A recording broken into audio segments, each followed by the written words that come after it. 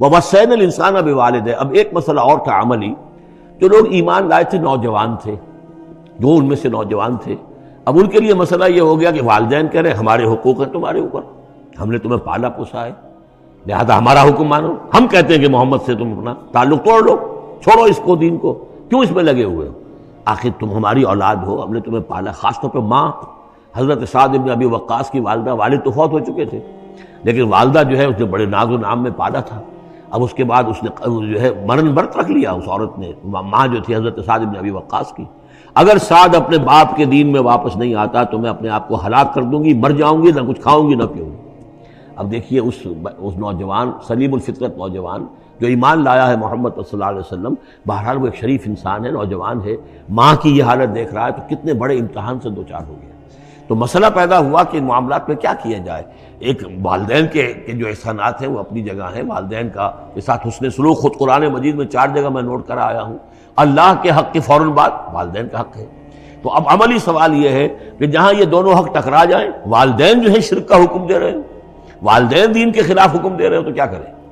فرمایا وَوَصَّيْنَا الْإِنسَانَ بِوَالِدَيْهِ، ہم نے وصیت کی ہے انسان کو اس کے والدین کے بارے میں، حسن سلوک کی وصیت ہم نے کی ہے، بار بار کی ہے۔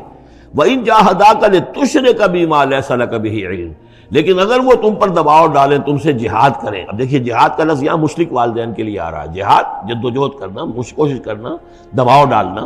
وَإِن جَاهَدَاكَ لِتُشْرِكَ بِمَا لَيْسَ لَكَ بِهِ عِلْمٌ، کہ میرے ساتھ تم شریک کرو اور شرک کرو میرے ساتھ، اور شریک ٹھہراؤ ایسی چیزوں کو جس کے لیے تمہارے پاس کوئی علم نہیں، فَلَا تُطِعْهُمَا، تو ان کا کہنا نہ مانو۔ گویا کہ یہاں وہ اپنی لمٹ سے ایکسیڈ کر رہے ہیں۔ اب والدین کے حقوق ہیں لیکن اللہ کے حقوق کے بعد، اللہ کے حقوق سے پہلے نہیں، اللہ کا حق فائق ہے، لہذا اس معاملے میں اللہ کا دین ہے، اللہ کا حکم وہ مقدم رہے گا، والدین کا حکم دوسرے نمبر پر ہوگا۔ ہاں یہ ہے کہ ایک بندہ جو ہے، ایک نوجوان، وہ یہ ضرور کرے کہ ڈانٹ کر نہ بات کرے، ڈپٹ کر بات نہ کرے، سینہ تان کر نہ کرے، اس طرح کرے جیسے کہ حضرت ابراہیم یا ابتے یا ابتے یا ابتے، وہ ابا جان، امی جان، آپ دیکھیے میرے لیے مجبوری ہے، میں نہیں کر سکتا ہوں، آپ اس معاملے کے اندر مجھ پر جو ہے دباؤ نہ ڈالیں، نرمی کے ساتھ ان میں جس طریقے سے بھی ہو، لیکن یہ ہے کہ ماننا نہیں ہے۔ یہ بات اور مزید کھل کر آئے گی سورہ لقمان میں۔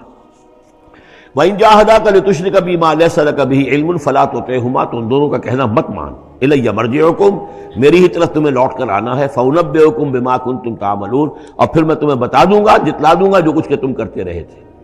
اب یہاں بھی ایک مسئلہ پیدا ہوتا ہے کہ یہ لوگ اپنے گھر والوں سے کٹ رہے ہیں، والدین سے کٹ رہے ہیں، بھائی سے جدا ہو رہے ہیں۔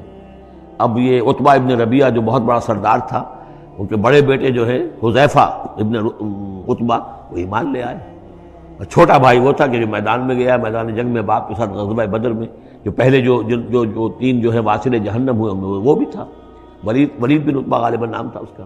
تو بھائی سے جدا ہو رہا ہے، رشتہ داروں سے اب کٹ گئے ہیں، والدین سے گھر نکال دیے گئے ہیں، تو اب ان میں جو ان کے دل زخمی ہیں، ان زخمی دلوں پہ مرہم کیا رکھا جا رہا ہے؟ وہ یہ ہے کہ تم صرف کٹے ہی نہیں ہو، جڑے بھی تو ہو۔ اب تم محمد سے جڑ گئے ہو، اب تم ابو بکر سے جڑ گئے ہو، اب تم یہ جو اہل ایمان کا طبقہ ہے، اب ایک نئی برادری وجود میں آ رہی ہے، یہ تمہارے اصل بھائی ہیں، یہ تمہارے جو دین کے اندر بھائی ہیں، جو نظریاتی بھائی ہیں، جو ہم مقصد بھائی ہیں، یہ ہے تمہارے اصل اب عزیز۔ تو اللہ تعالیٰ نے اگرچہ تمہیں کٹنے کا بھی حکم دے دیا ہے، لیکن یہ کہ اس نے تمہارے لیے ایک رفاقت فراہم کی ہے۔ والذین آمنوا وعملوا الصالحات لندخلنہم فی الصالحین، اور یقیناً وہ لوگ جو ایمان لائے اور نیک عمل کریں انہیں داخل کریں گے صالحین میں، اور یہ داخلہ دنیا میں بھی ہو گیا۔ محمد رسول اللہ نے انہیں چھاتی سے لگایا، سینے سے لگایا، اور جیسا کہ 2 دفعہ ہم پڑھ چکے ہیں، حضور کو اللہ تعالیٰ حکم دے رہا ہے کہ آپ ان کے سامنے ذرا اپنے کندھے تواضع، آپ اے محمد آپ تواضع اختیار کیجئے ان کے سامنے، اپنے کندھے جھکائیے۔